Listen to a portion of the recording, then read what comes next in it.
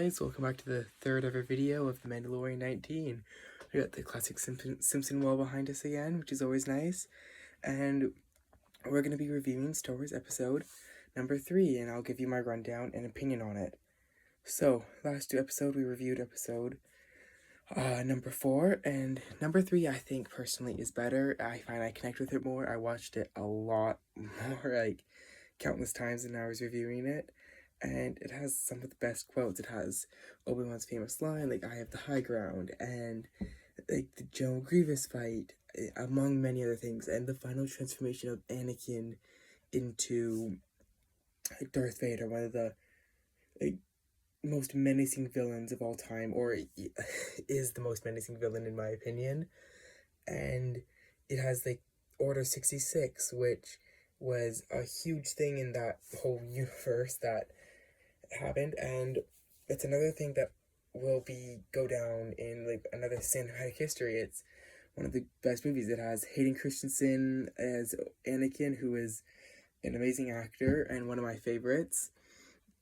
Like, you have the actor for Obi-Wan Kenobi, who did an amazing job for the role, and surprising it for like the same thing. Like, you see Ben Kenobi in the ones after that were released first. He's this older guy, and you can see him kind of in his younger stage, like from the first episode when he sees his master get stabbed in front of him, and the way he is able to use that to his own knowledge, and the way it just makes him such a better actor and a better character, right? And same thing, it's still the same director, George Lucas, who did an outstanding job on it, and it worked like a charm.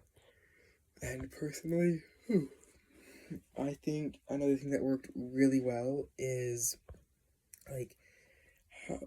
this was the last mainline Star Wars movie that George Lucas directed, and so the direction they went with it was amazing. They had so much special effects, and the way you see Padme, and it's the first time on screen you technically see Luke and Leia as they're being born when Padme dies, which forces Anakin into this state and this is because we find out that Emperor Palpatine put visions into his head, and that's what caused him to see these visions of Padme dying. And the reason why Padme died is because Anakin was losing his way, and Padme didn't have a will to live anymore.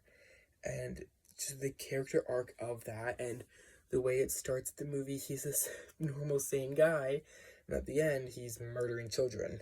So, just the way he gets insane, and the whole scene at on the planet once it becomes Vader's castle, essentially, where he falls into the lava and he gets his suit, and we see it being built on him, and we see him turn into this the most powerful villain, and who eventually becomes Emperor Palpatine's death. When he sees his son in physical pain, he remembers that he is actually still a good guy, and even though he did bad things, you can still change. And I think that's definitely a cool underlying message. No matter what he did, and no matter how bad he was, he still changed for the better, and he ended up killing it and fulfilling the prophecy that he was the one to bring balance to the Force. So it has so many little key points and so many good quotes, and it is still and always will be my favorite Star Wars film, or favorite film. It is being my top ones forever, especially since being more of a nerd. It's super cool, and I love it every single time I watch it. I can quote it word for word. Overall, I give it 15 out of 10.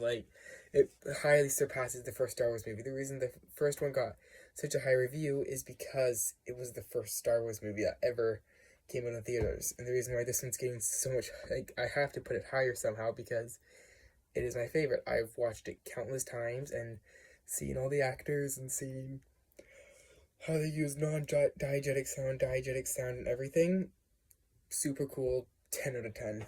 Well, okay. This is going to be the end of the third video with Mandalorian 19. 2 more to go before I go offline.